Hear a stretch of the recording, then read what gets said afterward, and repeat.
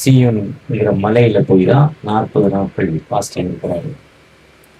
அல்லும் பகலும் 40 நாட்கள் பாஸ்டிங் இருக்கிறாரு சீயோன் மலையில.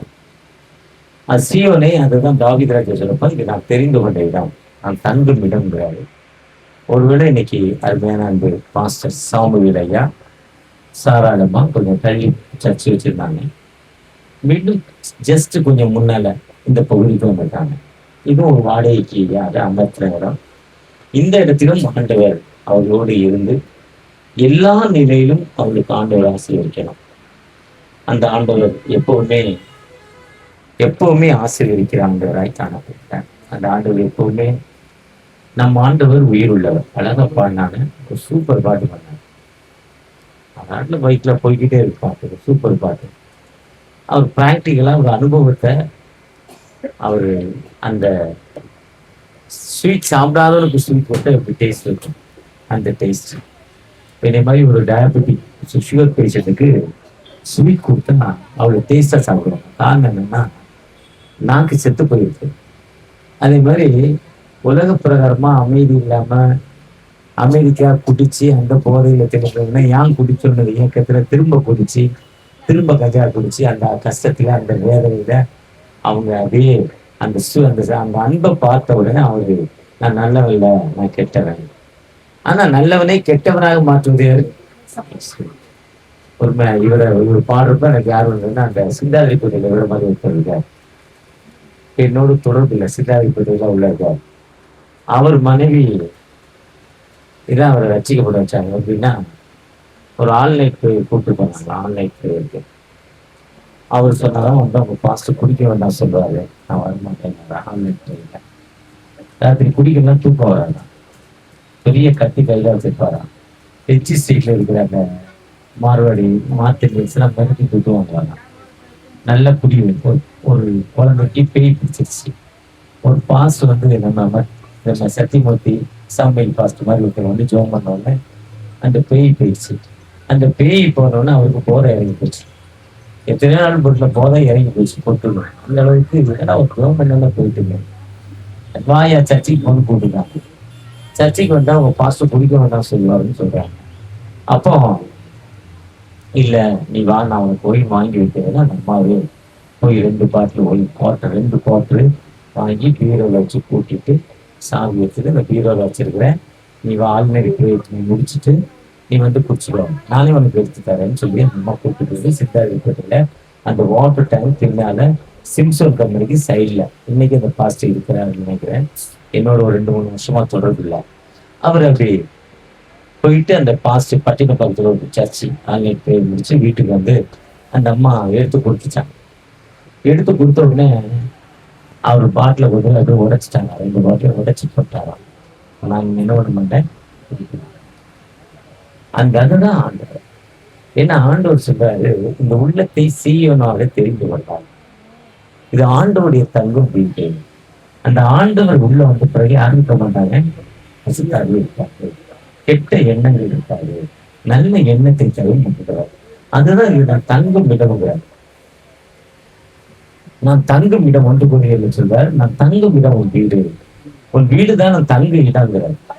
ஆண்டவர் சொல்றார் தங்க இடம் தான் சீயோனை தெரிந்து கொண்டார்.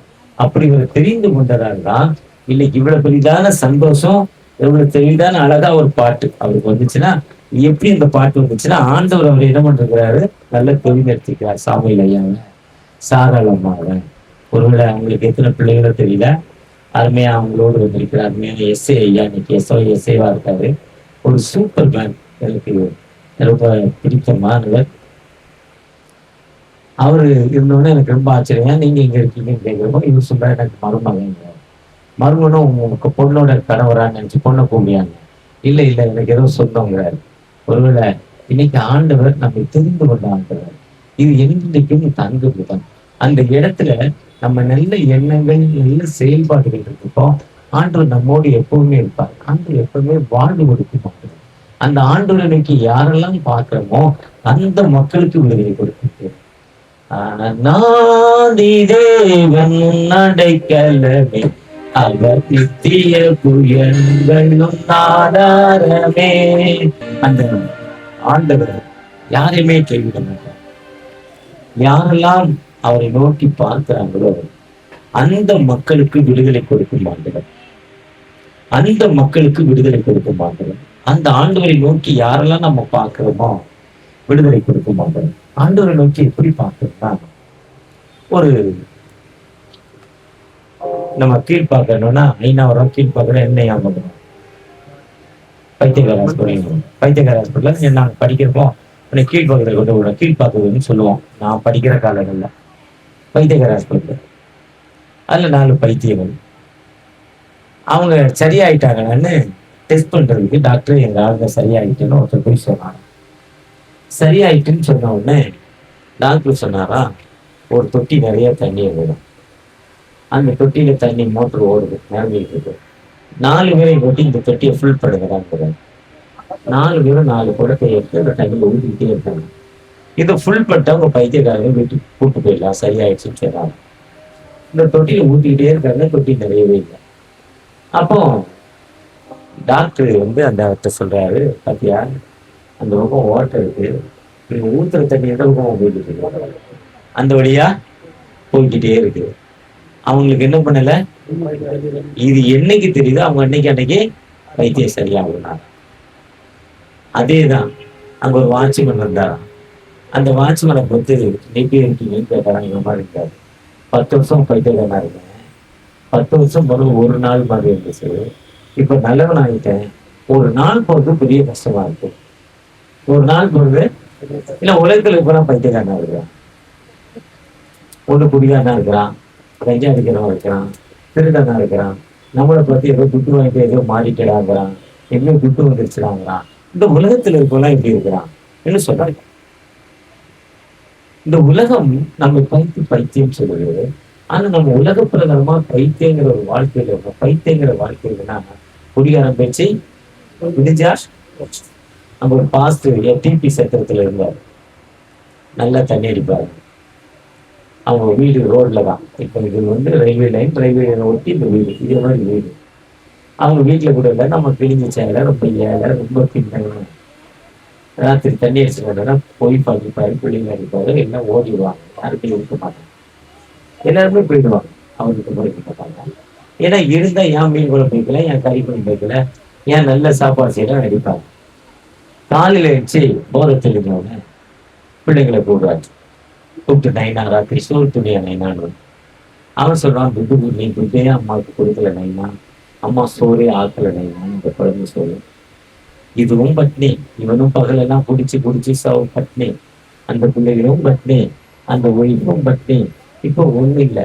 அப்போ அந்த அப்பா என்ன சொல்லுவாரு, குடிக்கிற அப்பா அந்த பிள்ளைய பார்த்து தலையோட பட்டு நடிச்சு, நைனா நம்ம சத்தியமா என்ன பண்ண மாட்டேன், குடியான பேச்சு இடிஞ்சா போச்சு, சத்தியம் மட்டும் இவன் குடிக்க மாட்டேன்னா இன்னைக்கு சைக்கிள் எடுத்துட்டு போவாரு, திரும்ப மீன் விற்க போவாரு. ரேத்தெல்லாம் சாப்பிடல, சைக்கிள் என்ன பண்ண முடியல, கால் வலி, உடம்புல என்ன இல்ல, குடிச்சு உடம்பெல்லாம் செத்து போச்சு. சரி போடா பாத்துக்கலாம், திரும்ப இங்க எக்ஸ்ட்ரா 10 ரூபா கொடுத்து 12 மணிக்கு தான் ஒயின் ஷாப் குடிக்கும், 10 மணிக்கு என்ன பண்ணிடுவாரு. இதுதான் நிலைமை, இதுதான் மனிதனுடைய ஆவி, இதுதான் பைத்தியம். பைத்தியம் என்பது பீடி பிடிக்கிறவன, சீரட் பிடிக்கிறவன, பீடா போடுறவன, மாவா போடுறவன பாத்தீங்கன்னா அந்த ஒரு செகண்ட் அப்புறம் சரி அப்புறம் பாத்துக்கலாம். ஆனா கடவுளுடைய ஒரு தூயாவுடைய மகிமை மனசுக்குள்ள வர்றப்போ அதுதான் இந்த தங்கும் வீடுங்க. அந்த முந்தின ஆலயத்தை கட்டில பின்பற்றினாங்க. இது 1 Corinthians 3ஆம் அதிகாரத்துல இருக்கு பாருங்க. 1 Corinthians 3ஆம் அதிகாரத்துல தங்கு வீடுங்கிறாரு. ஒருவேளை அதுதான் அவர் சொல்ற, முந்தின ஆலயத்தை காட்டிலும் பிந்தின ஆலயம் மகிமையா இருந்ததுன்னு அவர் வசனத்தை போட்டார். முந்தின ஆலயம் எங்க இருந்துச்சு, என்ன இருந்தது, கஞ்சா இருந்தது, குடி இருந்தது, கட்ட பஞ்சாயத்து இருந்தது, அடி இருந்தது, கொலை இருந்தது. ஆனா எல்லாம் இருந்தாலும் நண்பனுக்கா என்ன பண்ணல, காட்டி கொடுக்கிற ஒரு தன்மை மட்டும் இல்லை. யூதாஸ் மாதிரி காட்டி கொடுக்கிற தன்மை இல்லை. யூதாஸ் மாதிரி அவன் தோத்திரம் சொன்னான், அதே நண்பா என்னை மட்டும் சொல்லிடாதரா, நான் உனக்கு அடி வாங்கிக்கிறேன் நண்பான்னு அடி வாங்கிட்டு போனதால ஒரு உயிருள்ள ஆண்டவரை கண்டு கொண்டாங்க. 4 பேர்ல ஒருத்த மேல போயிட்டான், 3 பேர் ரட்சிப்பு அடைஞ்சிட்டாங்க, 3 பேரும் கடவுளுக்குள்ள வந்துட்டாங்க. ஒரு நல்ல பாடகர், நல்ல ஒரு சிங்கர், இவருக்கு நல்ல ஒரு இடையில அனுபவத்தை குறிச்சா பெரிய பாஸ்டர். அதுதான் நோட்டீஸ் சொல்றோம். முந்தின ஆலயத்தை காட்டிலும் பிந்தின ஆலயத்தின் மகிமை. முந்தின ஆலயம் எப்படி இருந்தது? கரடா இருந்தது, மோசமா இருந்தது. அதுதான் அததான் அந்த வாசிக்கமா 1 நீங்கள் தேவனுடைய ஆலயமா இருக்கிறீங்க என்று, தேவனுடைய ஆவி உங்கள் வாசமா இருக்கிறேன் என்று அறியாது இருக்கிறீங்களா? தேவனுடைய ஆலயத்தை கெடுத்தா நீங்களே தேவனுடைய ஆலயம் சொல்றாரு. 2 கொரிந்தியர் 3லயும் சொல்றாரு அதே வசனத்தை. 2 கொரிந்தியர் அந்த திருச்சபைக்கு பவுலடி எழுதுறாரு. 2 கொரிந்தியர் 3ஆம் அதிகாரத்துல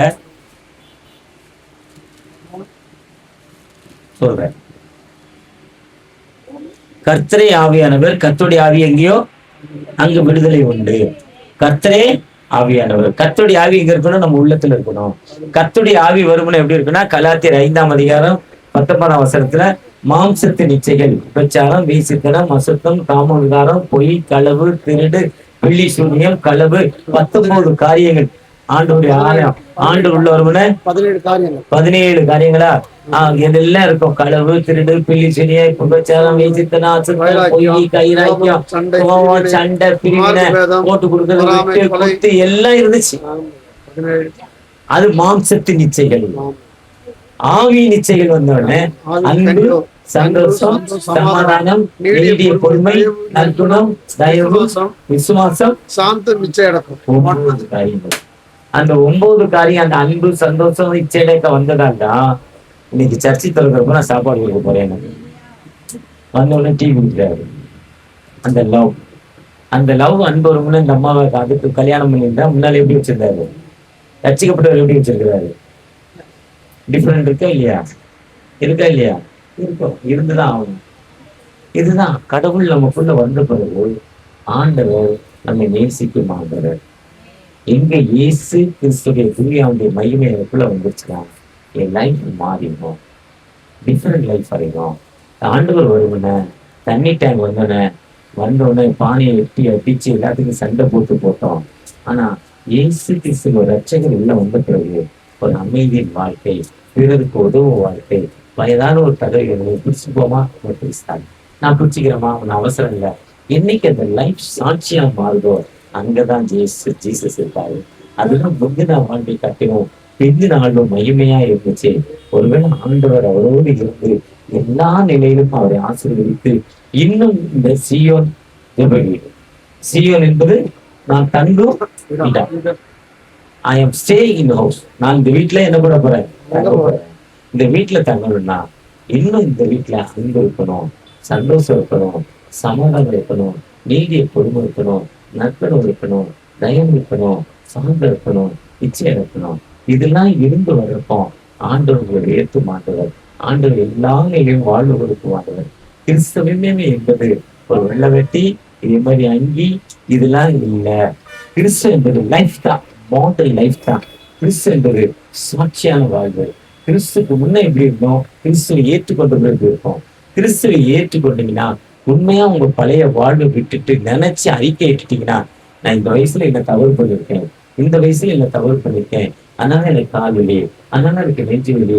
என்னைக்கு நீங்க அறிக்கை பண்ணி விட்டுட்டீங்களோ வியாதி உங்களை விட்டு போயிடும், அப்பவே போயிடும்.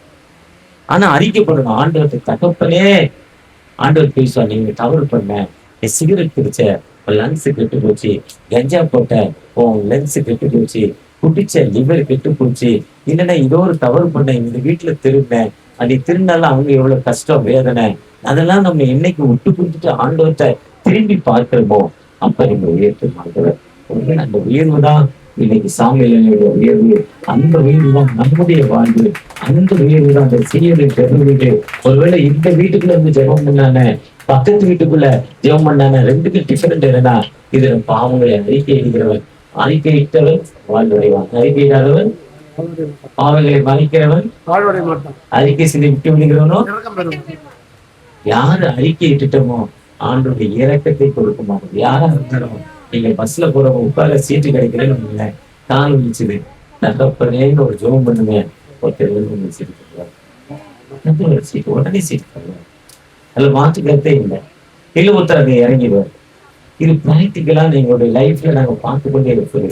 அப்படிப்பட்ட ஆண்டவர் நம்மோடு பிறந்திருக்க அந்த ஆண்டவர்கள் திருச்சுவை சாமியெல்லாம் எல்லாரும் ஒன்று அண்ணா அம்மா சாராளமாவோடு இருந்து எல்லா நிலையில உயர்த்தி மாண்டவர்.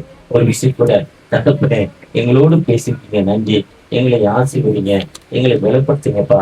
உம்முடைய பிரச்சனை தாழ்வுப்பா, உங்களுடைய கிருபை எங்களுக்கு தாங்க தகப்பனே, உங்களுடைய இரக்கத்தை எங்களுக்கு தாங்க தகப்பனே, உங்களுடைய வழிநடத்தல் தாங்க தகப்பனே என்று அவரை நோக்கி பார்ப்போமா? அவரை நோக்கி பார்ப்போம். நன்றி என்று சொல்லுகிறோம் நாதா, துதிக்கிறோம் நாதா, உமக்கு நன்றி என்று சொல்லுகிறோம் நாவாலே துதிக்கிறோம் நாதா. உங்களை நோக்கி பார்க்கலாம். சீயோன் ஜெப வீட்டிற்காக இது என்னைக்கும் தங்கிவிடும். முந்தின ஆலயத்தை காட்டிலும் பிந்தின ஆலயம் மகிமை இருந்ததா சின்ன பிரகாரம். ஒருவேளை பழைய இடத்துல இருந்து புதிய இடத்துல இருந்து ஆலயம் வந்தாலும் மகிமை இருந்தது. இந்த பழைய உள்ளத்துல புதுசா நீங்க வாழ்வு கொடுத்துட்டீங்க. அந்த வாழ்வு இந்த மக்களுக்கு ஒரு கிருபையாய், இந்த பகுதி மக்களுக்கு ஆசீர்வாதமாய் மாற, இந்த மக்களுக்கு ஒரு உயர்வை தாக்கப்பா, அடிமைத்தனமான பாவமான வாழ்வின் ஒரு விடுதலை தாக்க ஆசைப்பீங்க. அது உங்களுக்கு பாஸ்டர் சாமுவேலுடைய துணைவியார் ஆசைப்படுவீங்க. வந்திருக்கிற மக்களை ஆசைப்படுவீங்க. வந்திருக்கிற ஊழியர்களும் உங்களுடைய பிரசனை ஆசைப்படுவீங்க.